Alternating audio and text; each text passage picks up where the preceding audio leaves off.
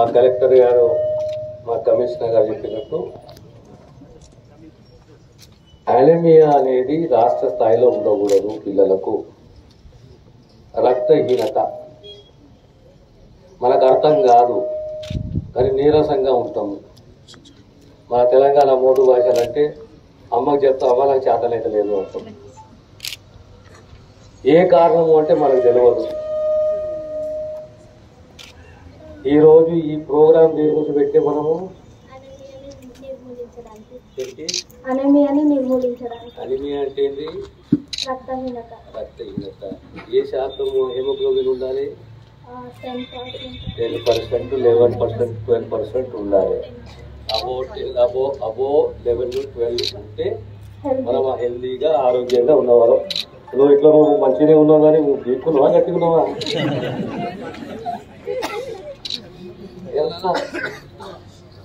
ఏ class నువ్వే class బేటా? నువ్వే class? అందరు 10థేనా? సరే, ఇప్పుడు మీ బాధ్యత ఏమున్నది? పిల్లలందరూ ఇటు ఉన్నారు, 8th, 9th, 7th, మీరు సీనియర్స్. సబ్జెక్టు మీరు నేర్చుకోవాలి. ప్రధానంగా రాష్ట్ర స్థాయిలో ఈరోజు అనీమియా నిర్మూలన ప్రతి ఒక్క అబ్బాయి అమ్మాయి 15-18 సంవత్సరాల వరకు చాలా హెల్తీ ఆరోగ్యంగా ఉండాలనే ఒక సదుద్దేశంతో ఈ కార్యక్రమాన్ని మొదలుపెట్టాం. మీ అందరికి అర్థమైందా చెప్పింది? నేను అర్థమవుతున్నదా? మీ సీనియర్ స్థాయిలందరూ అవును కదా? ఈ కార్యక్రమం ఎందుకు పెట్టినాం మనము? అనీమియా అంటే ఏంది? రక్తహీనత ఎందుకు వస్తుంది?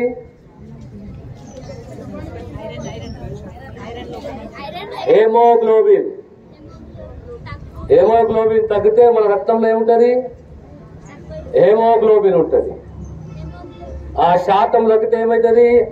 ఆరోగ్యంగా ఉండాలంటే ఎంత ఉండాలి? అబో 10, 11, 12 ఉండాలి. 12 స్టాండర్డ్ ఉండాలి. ఆ స్టాండర్డ్ ఉండాలంటే పద్ధతి ఏం పాటించాలి మనము? మంచి ఆహారం, పౌష్టిక ఆహారం.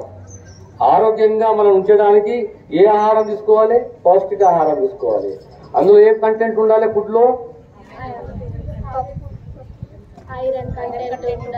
కూరగాయలు, గుడ్డు, డ్రై ఫ్రూట్స్, ఆకుకూరలు, బెల్లము, ఇలాంటి ఆహారం మనము తీసుకుంటే మనం ఆరోగ్యంగా ఉంటాము.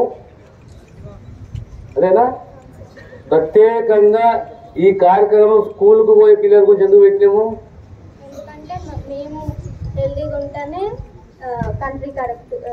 హెల్దీ చైల్డ్ హెల్దీ కంట్రీ అంటాం, అంతేనా? దేశం హెల్దీగా ఉండాలి, పిల్లలు హెల్దీగా ఉండాలి, టీచర్ అదే రకంగా తీసుకుపోవాలి, టీచర్ కూడా హెల్దీగా ఉండాలి. మరిన్ని వీడియోస్ కోసం ఛానల్ ని సబ్స్క్రైబ్ చేయండి. లేటెస్ట్ అప్డేట్స్ కోసం వాట్సాప్ ఛానల్ ని ఫాలో చేయండి. అండ్ లింక్ డిస్క్రిప్షన్ లో ఉంది.